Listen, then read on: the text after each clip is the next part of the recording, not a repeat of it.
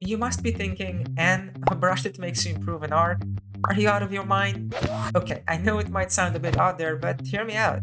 You ever run into a situation where you draw a sketch and then you just cannot get the line art to look good? Do you study something like how to draw hair, hands, or even eyes, and then you just can't seem to put it into practice?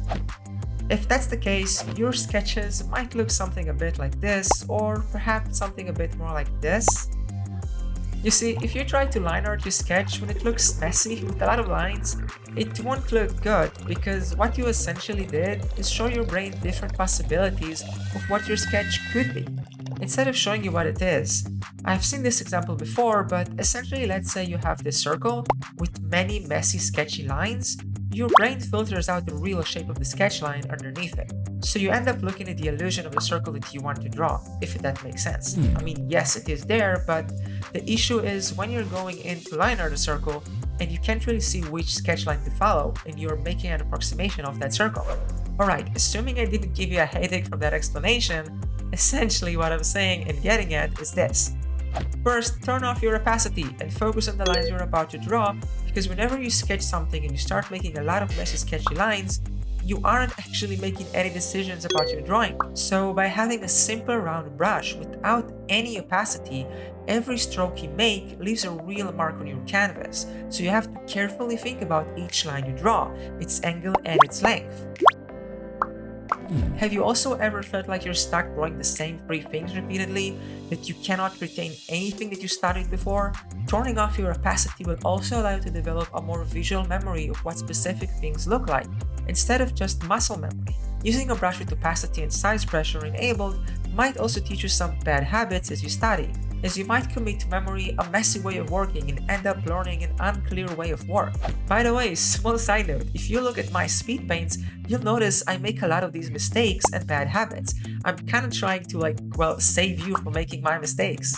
So if you approach the canvas sketching the same circle over and over, turning off opacity and pen pressure might be the trick for you to break out of this routine.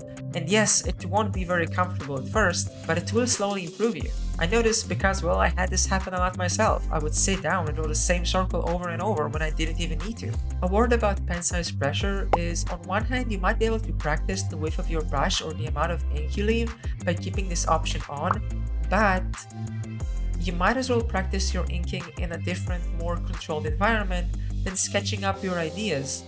Well, in my opinion, you want to let yourself flow freely as much as possible while you sketch. So, bogging yourself down with the thoughts of line quality, width, and tapering might not be the best idea.